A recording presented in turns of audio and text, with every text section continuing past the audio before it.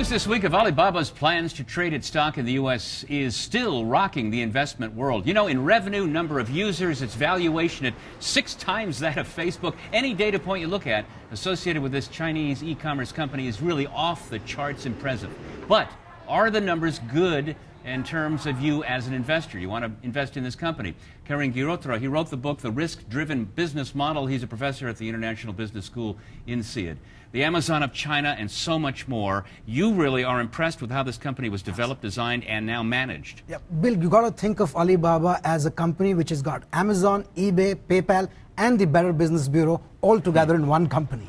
So, and the best thing they've pulled off is, even though they're all these different business markets or business segments, they've designed individual business models which address the specific needs of each of these different markets. Now that's different from the Amazon model, which has one plan and it works it across a broad spectrum. Exactly right. So Amazon is a one-size-fits-all model, whereas Alibaba is much more a horses for courses model.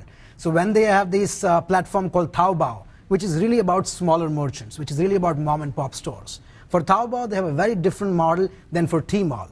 Now, Tmall is the platform which Apple uses to reach out to Chinese customers. For instance, at Taobao, they really don't charge any transaction fees. So think of them like eBay, but with no transaction fees. What about the growth potential? If I am an investor, they're pretty well saturated in China. Is there a lot of upside there? How about globally? So I think first there is some opportunity to go in China.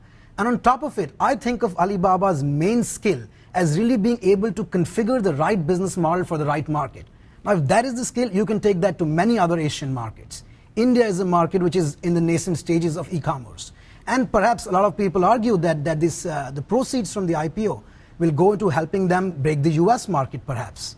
So this skill set of adapting the right business model to the customer needs is universal. So it can go a long way. Karan, my sense is that you do think it is, at least in the short term, a good bet for investors. I think so. It depends on exactly where the IPO price comes in, but I think it has a lot of long-term potential. This is going to be one of those Facebook-like stories. It's going to do well. It's going to be like Facebook, Google, one of those stories, and it's going to end up being one of the big players. Karan Girotra, thanks so much. Thank you.